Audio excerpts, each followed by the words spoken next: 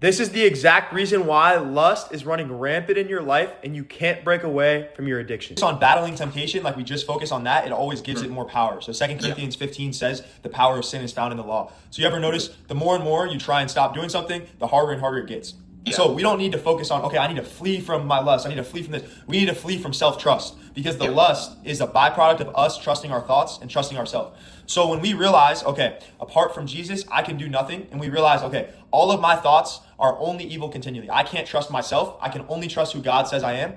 Then now this is when we understand the gospel. When we understand, okay, me fleeing from lust, I'm going to be able to get away from lust when I change my identity. So when I realize, okay, I was a sinner, all I could do was fall short. All I could do was fall into, my porn addiction. All I could do was mess up and fall short of God's glory. That's who I am. We have to embrace who we really are. We're not just a little bit bad. We're completely bad from top to bottom. And the moment that we accept that is the moment that we see God's love and we see God's grace. Now we understand why Jesus died for us. Now we understand, wow, Jesus had to die for me because no matter how hard I tried, I always would fall back into my issues. So now we can realize, okay, Jesus not only died for my sins, but he died to make me a new creation. So now my old ways are gone. 2 Corinthians 5:17, I was crucified with Christ and now he is living in me. Then Romans 6:11 says, to see ourselves dead to the power of sin and alive in God through Christ. So now we can realize before we were sinners trying to produce something we were incapable of producing, but now that we believe in Jesus and we are reborn into the Spirit, we now have righteousness, we are now sanctified, we are now made new, and we are now perfected. So now the battle is not how do I stop lusting? The battle is how do I accept who God says I am in Christ?